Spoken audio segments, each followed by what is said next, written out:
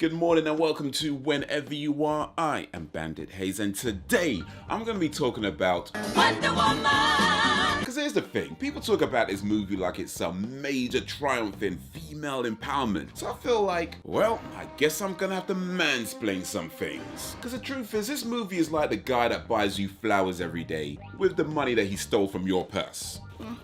Oh no, he stole it from me again. I can't do this anymore. I can't feel so he doesn't respect me. It's not right. It's not fair. It's just not okay. Hi, I got you flowers. They're like invisible or something. That is so sweet. Oh my god, I love you so much. Girl, if you don't marry him, I will. Now maybe by the time Wonder Woman 1984 comes out, some of these things will be rectified, but until then, this is how it is. But speaking of Wonder Woman 1984, what happened to Wonder Woman 2 and 3? I mean, I'm just gonna go ahead and skip 1,982 movies. Anyway, Wonder Woman! It's a story of a girl that was raised by women and lied to her whole life. So I guess to be fair, it's not her fault she turned out so dumb. And for clarity, I'm saying she turned out dumb because she was lied to her whole life, not because she was raised by women. Although, so here's how I know she was lied to. Her mother, Hippolyta, told her that she was sculpted from clay and then Zeus gave her life. Doesn't that sound familiar to you? Like, I don't know, the story of somebody who wished they were a real boy? Yeah, she pretty much told her she's Pinocchio. Hippolyta also tells Diana that Zeus made the island and then hid it with his dying breath. But if that were true, how is Zeus supposed to be the king of the gods? Yet his spell to hide the island, not as good as Hogwarts. I mean, how easy was that place to find? Captain Kirk found it without even trying. Also, this whole dying breath thing, if only a god can kill another god, and since nobody killed Zeus, boy. Okay, fine, nobody killed Zeus yet. He didn't really die, did he? He just abandoned his child. Like, Zeus is not a good father. I mean, this nigga got bare baby mothers, don't pay no child support, tried to kill his own son, and Hippolyta's still out here defending him like, come on, how good was the dick? You see, my theory is Hippolyta was banging Zeus. Zeus got her knocked up, didn't want no part of it, so he faked his own death so he didn't have to listen to her going on about Zeus. When are you gonna leave Hera? Hippolyta was a lying, delusional side chick thought, and that's who raised Wonder Woman! Another thing that Hippolyta said was that the stronger Diana gets, the easier it be for Ares to find her. Now that may or may not be true, we'll never really know, because Diana is dumb. And look, I get that she's lived a sheltered life, so seeing the rest of the world, she's gonna have a childlike curiosity about her. I ain't even talking about that. She is actually just dumb. She literally gave away her identity to the god of war. Boy. Fine, the god of truth, Kratos was the god of war, but that's another story. She gave away who she is to some guy she just met. Turns out he's her arch enemy. They could have ended the movie right there. By the way, I just realized this was poking out. Looks kind of weird. It's actually my iPad, but yeah, it might look like something else. So I don't know, there, yeah, probably there. Let's go with there. Cool. And that bit where Captain Kirk didn't want to sleep next to her because they're not married and she didn't know what marriage was. Diana says that she knows all about the pleasures of the flesh, read all 12 volumes of Cleo's porno book. Plus, she's already been told stories of the ancient Greek gods. Now, you mean to tell me that through all of that, the concept of marriage never came up once? Really? Her mother told her about Zeus, but never mentioned his wife?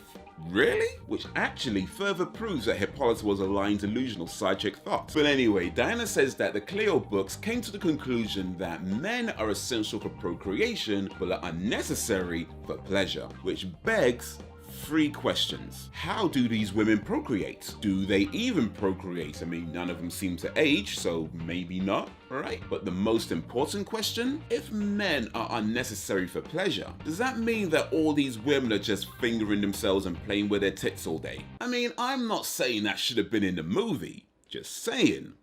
It would make sense. But you know what really makes Diana dumb? Is a complete lack of self-awareness. Remember when she got to London and was trying on clothes and she said, how do women fight in these things? Yet, her battle armor is really just a hardened swimsuit. I mean, it looks like the type of armor video games give female characters in terms of go fight a dragon.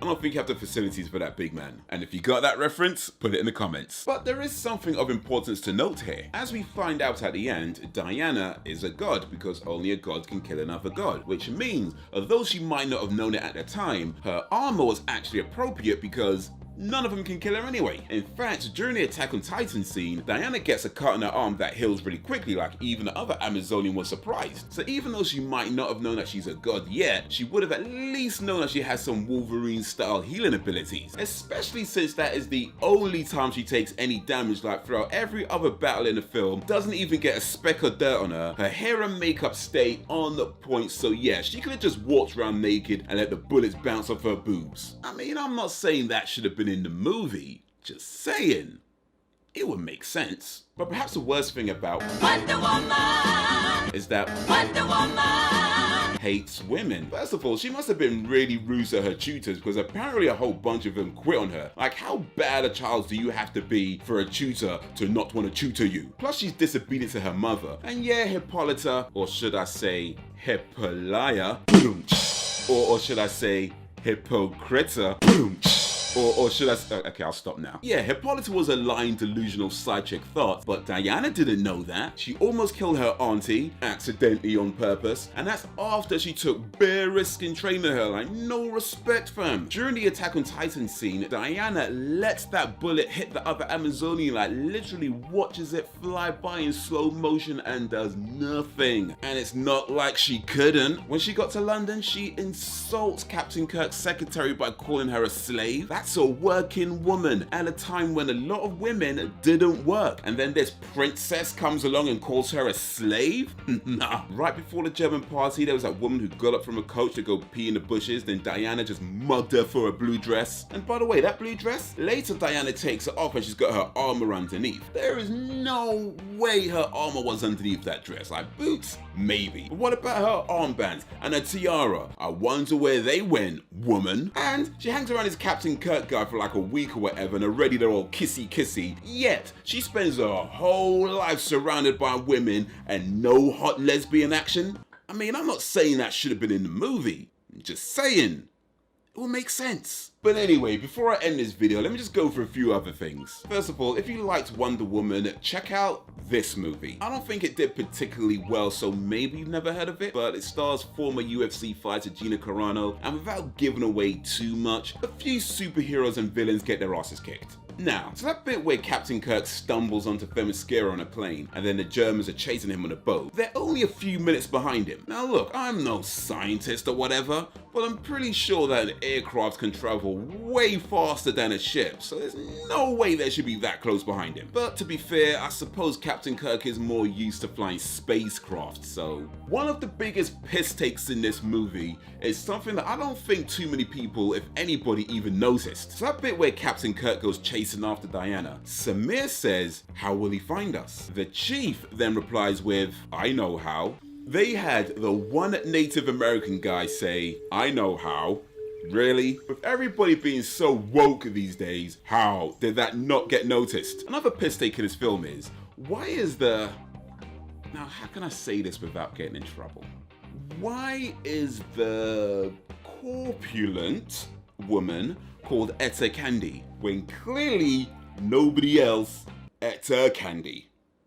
You know what I'm saying? Also, this movie kinda rips off Attack on Titan, and not just with the 3D maneuver gear. They both have secluded places, believing they're protected from outside dangers. Diana and Eren both have a deep desire to join the army. They both have secret abilities that they didn't even know about. They both have a dead parent, and they both leave their seclusion in search of a family member. Attack on Titan should be suing DC. Pinocchio should sue them as well. Now, this character is called Philippus. Philippus is actually a boy's name, but apparently they didn't do much name checking because, speaking of names, why is Wonder Woman called Diana? I know that's her name in the comics, I mean, why Diana? Since they go with Greek mythology, Diana isn't Greek, it's Roman. I know it's not impossible for her to have a Roman name, it just stands out. But here's the thing, Diana in Roman mythology was the goddess of the moon. The Greek equivalent to that was Artemis, and there is a character called Artemis in this movie, which means this is the real